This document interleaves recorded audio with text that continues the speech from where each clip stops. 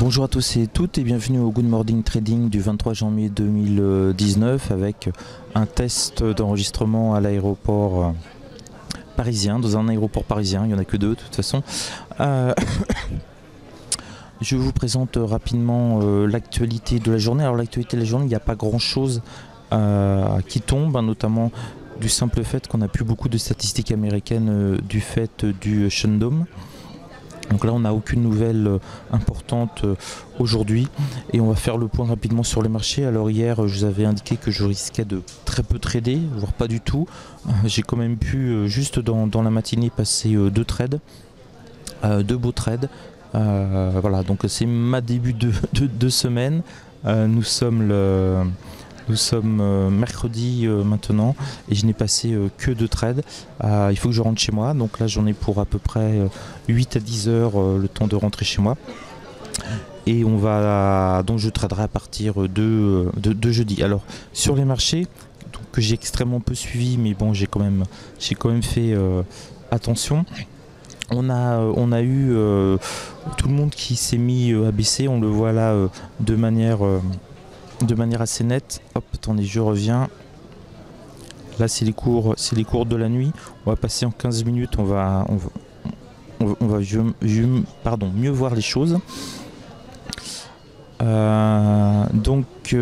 Voilà. Et 15 minutes c'est ici pour le DAX. Donc on a vraiment eu une journée extrêmement baissière sur le DAX, sur les indices américains tous. Vous voyez, je m'étais mis une alerte à 6659,75. C'était un objectif bas qui me paraissait intéressant, avec une possibilité de rebond sur 6650 sur le Nasdaq. Donc 6650 c'est ici. Effectivement on a rebondi, mais bon, comme je n'ai pas j'ai reçu l'alerte mais je n'ai pas pu trader, je n'ai donc pas pu du tout en profiter. Voilà, mais bon c'est partie des aléas de la vie. Donc forte baisse très marquée sur les marchés américains et fin de soirée on le voit à partir de 21 h, la dernière heure américaine, on a eu tentative de rebond assez forte, notamment sur le Dow Jones et sur le Nasdaq. Et bonne tenue cette nuit. On voit on a continué de monter avant légèrement de baisser vers 4 h du matin sur les indices futurs américains. Alors qu'est-ce qui explique ce rebond? Bon, c'est déjà qu'on avait plutôt pas mal baissé.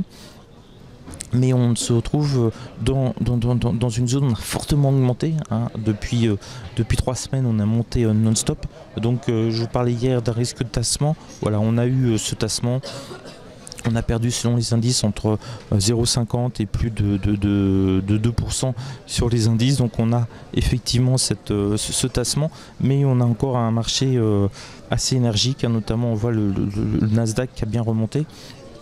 Notamment parce qu'IBM a donné d'excellents résultats par rapport à ce que l'on attendait. IBM a battu le consensus, donc ça donne une information très positive pour le marché.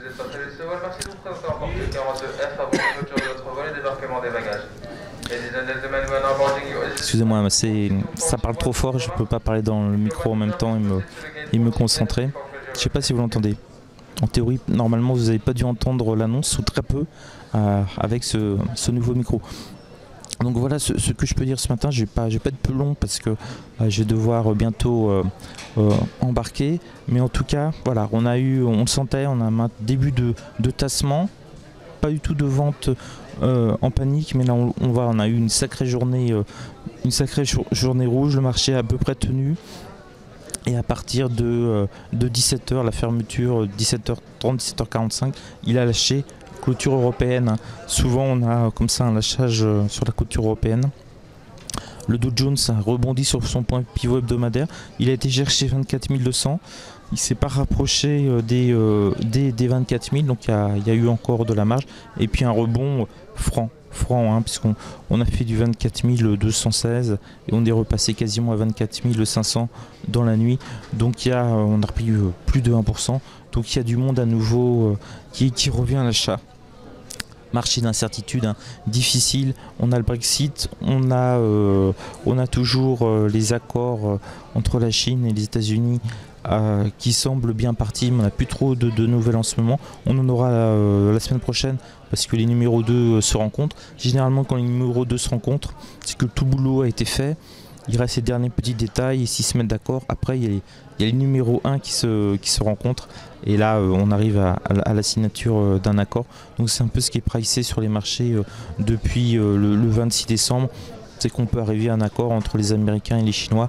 En tout cas Donald Trump a fortement détendu, c'était la détente, voilà, a fortement détendu la situation et on est en guerre froide, en période de détente, donc c'est plutôt bon signe pour les marchés. Voilà, je vais arrêter là. Vous avez vu, je tousse un petit peu moins, mais encore un tout petit peu. Et je vous souhaite une belle journée de trading. J'espère pouvoir être chez moi pour l'ouverture des marchés américains. C'est pas gagné avec la neige. Je suis même pas sûr vraiment de pouvoir rentrer chez moi. On verra bien si les cols ne sont pas bouchés. Sur ce, je vous souhaite une belle journée à tous. Et puis on se retrouve demain pour d'un vrai good trading avec analyse et dans un niveau sonore, en tout cas pour moi, des plus corrects. Ciao à vous. Et là, j'arrête.